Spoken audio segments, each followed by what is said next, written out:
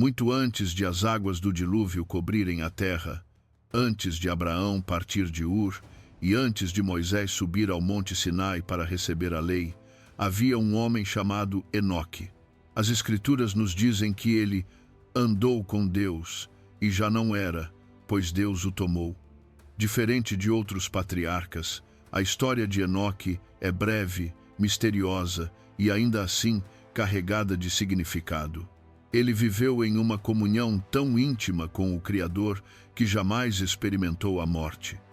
Sua vida tornou-se um marco profético que apontava muito além de sua própria geração. Mas Enoque foi mais que um homem justo, foi também um visionário. Textos judaicos antigos, especialmente o livro de Enoque, preservam uma série de revelações impressionantes atribuídas a ele, visões dos reinos celestiais, anjos rebeldes, o juízo vindouro e o destino da humanidade. Embora não incluídos no cânon bíblico da maioria das tradições cristãs, os escritos de Enoque ecoam pelas Escrituras. O livro de Judas, no Novo Testamento, o cita diretamente, e os temas de suas profecias ressoam nos ensinos de Jesus, nas cartas de Paulo e nas visões de João em Apocalipse. Por séculos, as palavras de Enoque permaneceram nas sombras, mencionadas ocasionalmente, mas nunca amplamente conhecidas. No entanto, hoje, em um mundo que treme sob o peso da guerra, da corrupção e da rápida transformação tecnológica, suas visões parecem mais relevantes do que nunca. Elas não soam como mitos antigos, mas como um espelho refletindo a nossa própria era. O que exatamente Enoque viu? E por que tantos acreditam que suas profecias estão se cumprindo diante dos nossos olhos? Este vídeo explora 7 profecias centrais de Enoque, profecias que se estendem desde o início dos tempos até a renovação final da criação. Juntas, elas formam um tecido de advertência, esperança e redenção última. Profecia 1. A vinda do Senhor com seus santos. A primeira profecia registrada de Enoque estabelece o cenário para tudo o que se segue. Em Enoque 1:9 lemos: Eis que ele virá com miríades de seus santos para executar juízo sobre todos e destruir os ímpios, e para convencer toda a carne de todas as suas obras ímpias. Essa visão é tão impressionante que Judas 1:14-15 a cita quase palavra por palavra. Enoque previu não apenas a primeira vinda do Messias em humildade, mas sua segunda vinda em glória. A imagem não é de uma aparição silenciosa, mas de uma procissão real. Cristo não retorna sozinho. Ele vem com um exército vestido de branco, como descreve Apocalipse 19. Os exércitos do céu, vestidos de linho finíssimo, branco e puro, o seguiam em cavalos brancos. O que isso significa para nós hoje?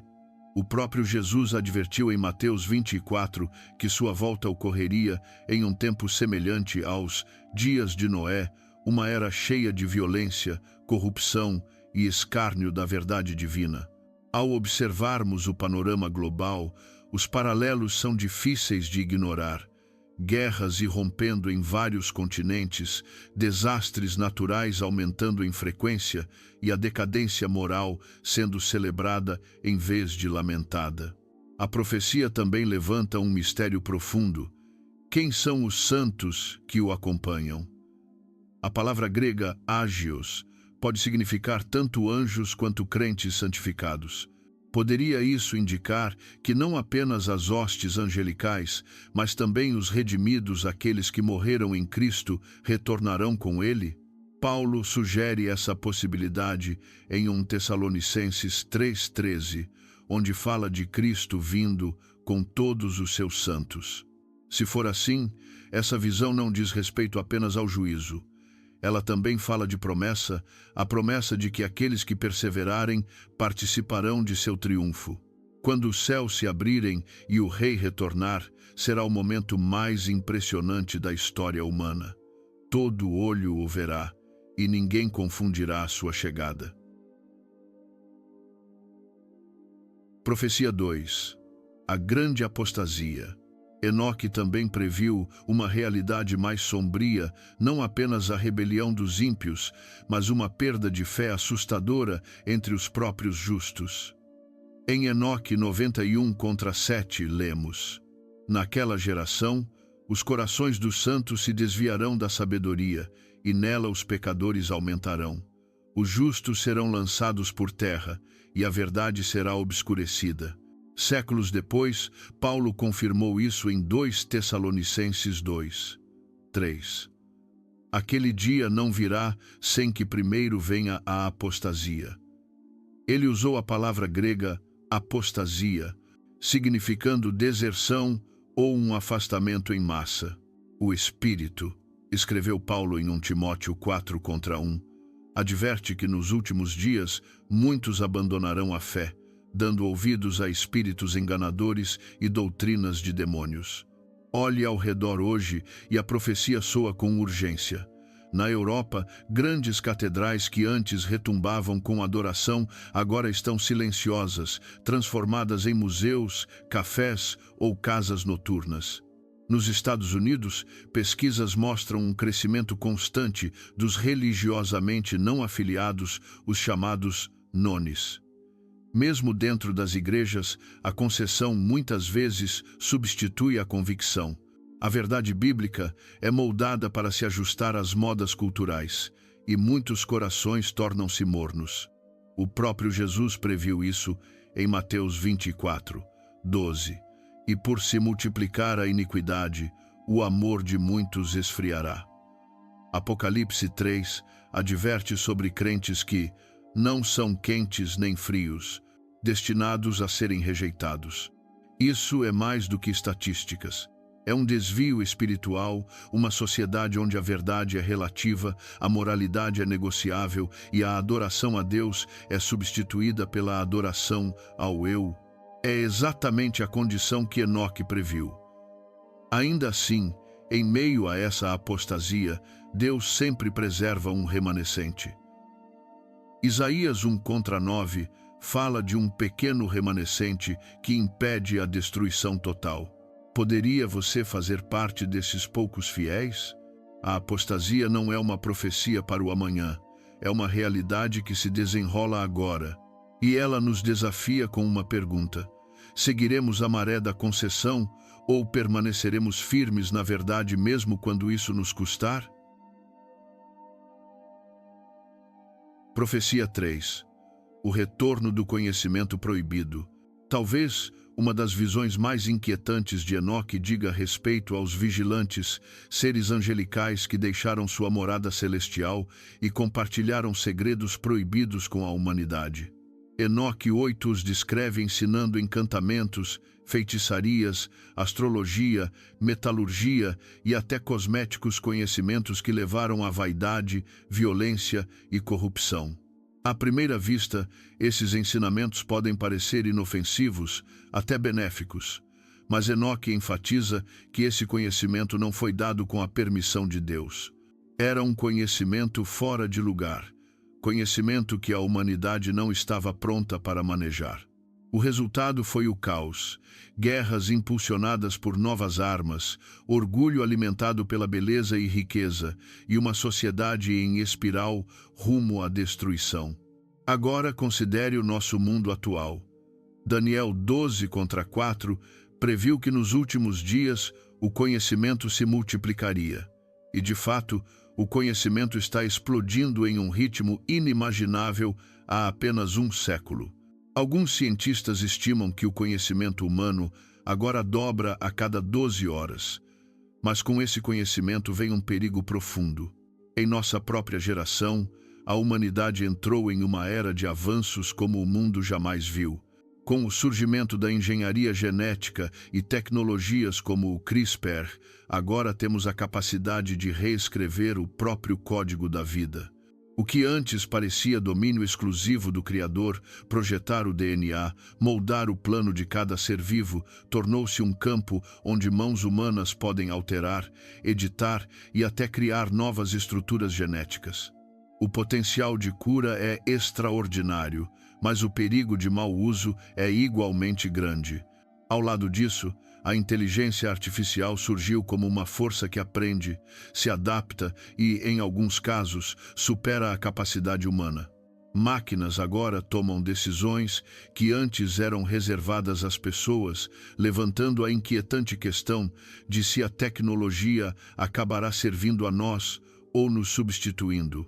Ao mesmo tempo, a computação quântica está abrindo portas para domínios de dados e possibilidades que permanecem muito além de nossa plena compreensão. É como se a humanidade estivesse alcançando dimensões da realidade que mal conseguimos compreender. Enquanto isso, tecnologias militares e sistemas de vigilância avançam em um ritmo acelerado, muitas vezes longe dos olhos do público. Esses avanços trazem potencial para cura e progresso, mas também para manipulação, controle e devastação. Estamos nós, como as gerações antes do dilúvio, abrindo portas que deveriam permanecer fechadas? Estamos novamente cruzando limites que Deus estabeleceu para nossa proteção? Jesus advertiu que os últimos dias refletiriam os dias de Noé. No tempo de Noé, a mistura da rebelião celestial com a corrupção da terra levou ao surgimento dos nefilins e à violência generalizada. Deus respondeu com um dilúvio. Hoje, a humanidade mexe com a própria vida, criando híbridos de código e carne, máquina e mente. Os paralelos são marcantes, até perturbadores. A profecia de Enoque serve como um espelho, forçando-nos a perguntar: nossa busca por conhecimento é motivada pela reverência a Deus ou pela rebelião contra Ele? O conhecimento em si não é mau, mas sem sabedoria ele se torna uma arma. Provérbios 1:7 nos lembra: o temor do Senhor é o princípio do conhecimento. Sem esse alicerce, corremos o risco de repetir os erros dos vigilantes e enfrentar seu julgamento. Profecia 4. O julgamento pelo fogo. As visões de Enoque não terminam com o dilúvio. Ele fala de um segundo julgamento ainda mais devastador. As águas do juízo serão para sua cura e para a morte de seus corpos, e para eles não haverá escape. O dilúvio foi a primeira purificação, o fogo será a segunda. Pedro ecoa isso em 2 Pedro 3:6-7. O mundo antigo pereceu pela água, mas os céus e a terra atuais estão reservados para o fogo, guardados até o dia do juízo. O dilúvio veio repentinamente. As pessoas comiam, bebiam, casavam-se e viviam como se nada fosse mudar. Então os céus se abriram e as fontes do abismo irromperam, e quando as águas subiram, já era tarde demais. Jesus comparou sua volta a esses dias, advertindo que as pessoas serão apanhadas de surpresa. Nosso mundo é diferente? Construímos arranha-céus, lançamos satélites e estocamos armas, convencidos de nossa própria invencibilidade. No entanto, sob a superfície, rachaduras aparecem. Crises ambientais, incêndios devastadores, agitação política, colapso moral. A terra geme, como Paulo escreve em Romanos 8, ansiando por redenção. A profecia de Enoque nos lembra que o fogo vindouro não é apenas destrutivo. Ele é purificador. Assim como o metal é refinado em uma fornalha, também a criação será refinada pela chama. Isaías 66 descreve o Senhor vindo com fogo. Malaquias 4 retrata os soberbos como palha em um forno. E Hebreus 12 declara: nosso Deus é fogo consumidor. Mas, assim como Noé encontrou refúgio na arca, também há uma arca para nós hoje: Jesus Cristo. João 3,36 promete que quem crê no Filho tem a vida eterna. Quem o rejeita permanece sob a ira. A questão não é se o fogo virá, ele virá. A questão é se estaremos abrigados em Cristo quando isso acontecer. Profecia 5. O reino do eleito. Em meio a essas visões sombrias, Enoque também viu esperança. Ele viu uma figura que chamou de o eleito, escolhido para se assentar no trono de glória e trazer justiça perfeita. Enoque 45, contra 3:4 diz: Naquele dia meu eleito se assentará no trono de glória e julgará todas as obras dos homens, e a face da terra será transformada. Essa visão ressoa poderosamente com Apocalipse 19, onde João vê Cristo retornando como o Rei dos Reis e Senhor dos Senhores. Não mais o servo sofredor de Isaías 53, ele aparece como o leão da tribo de Judá, avançando em majestade. Nosso mundo clama por justiça. Líderes prometem mudança, mas caem em corrupção. Nações se erguem e desmoronam. Contudo, Enoque previu um reino não construído por mãos humanas, um reinado onde a justiça e a paz florescerão sem fim. Isaías 9:7 declara: Do aumento do seu governo e da paz não haverá fim. Quando o eleito assumir seu trono, o mundo será transformado, as guerras cessarão, as lágrimas serão enxugadas, espadas serão forjadas em relhas de arado, a própria criação será renovada. Mas esse reinado não vem por escolha democrática, ele vem por designação divina. Atos 17:31 declara que Deus estabeleceu um dia em que julgará o mundo por meio do homem que ele designou, Jesus Cristo. Para alguns, sua vinda significará terror. Para outros, alegria indescritível. Todo joelho se dobrará, escreveu Paulo em Filipenses 2, e toda língua confessará que Jesus Cristo é o Senhor. A questão não é se esse reinado começará. A questão é se o receberemos como rei ou o enfrentaremos como juiz. Profecia 6. A revelação dos justos ocultos. Uma das profecias mais belas de Enoque é também uma das mais ignoradas. Em Enoque 104:1-2 ele escreve: Não temais, vós justos, pois vossos nomes foram escritos diante da glória do Grande. As provações dos ímpios terão fim, e a luz da justiça brilhará sobre vós. Esta é uma promessa aos fiéis, especialmente àqueles que trabalham em segredo, despercebidos pelo mundo. Jesus ecoou isso em Mateus 10:26. Nada há encoberto que não venha a ser revelado, nem oculto que não venha a ser conhecido. Toda oração sussurrada, todo ato oculto de obediência, todo sacrifício silencioso será um dia revelado. Ao redor do mundo, inúmeros crentes vivem nas sombras. Em nações onde a fé é punida com a morte, igrejas subterrâneas florescem. Em lugares de hostilidade, famílias arriscam tudo por uma única página das Escrituras. Em sociedades de conforto, outros suportam silenciosamente o ridículo ou a exclusão por permanecerem firmes. Esses são os ocultos, mas não ocultos de Deus. Malaquias 3:17 os chama de suas joias, tesouros guardados e lembrados. Enoque previu o dia em que eles brilhariam como estrelas. Daniel 12:3 diz que os sábios resplandecerão como o brilho do firmamento, e os que conduzirem muitos à justiça brilharão como estrelas para sempre. Paulo acrescenta em Colossenses 3:4 que, quando Cristo se manifestar, os crentes aparecerão com ele em glória. Essa revelação já começou. Histórias surgem de pastores permanecendo firmes em nações hostis, de congregações arriscando tudo, de crentes que se recusam a se curvar aos ídolos culturais. Esses são vislumbres do que está por vir.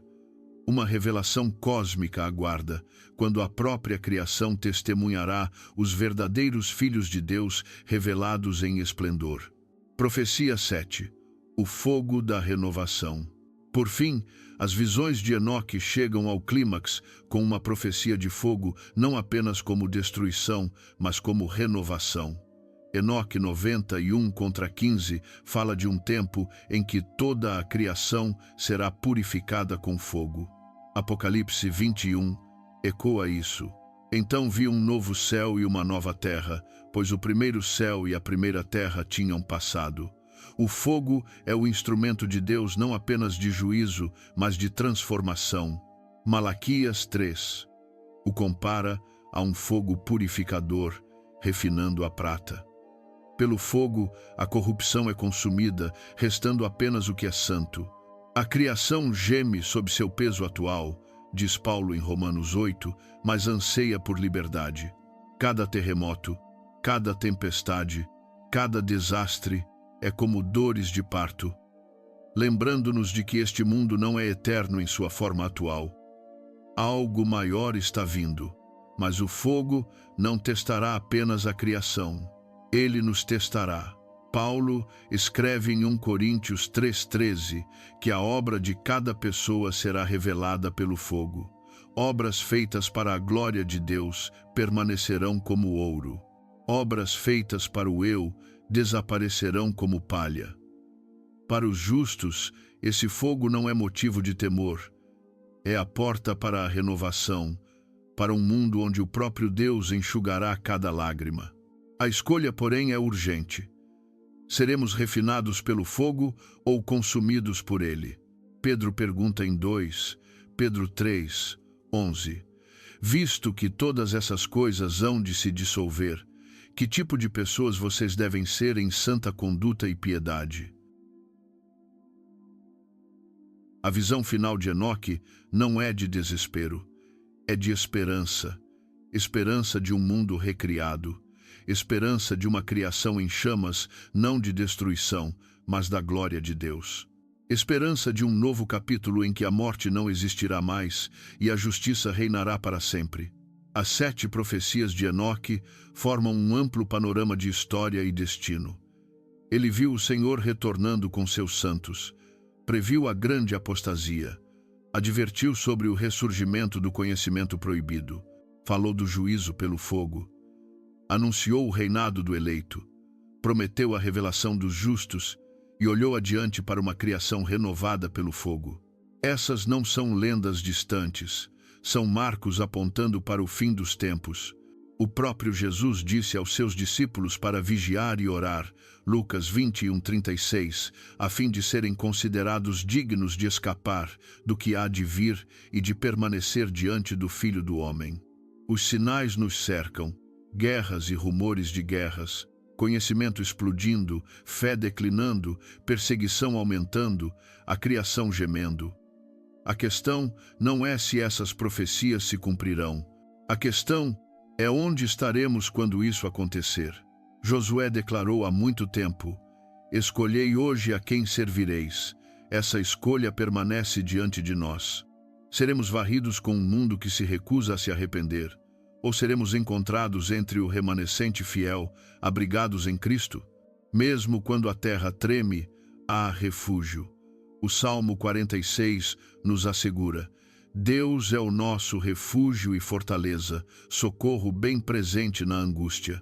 Portanto, não temeremos, ainda que a terra se transtorne.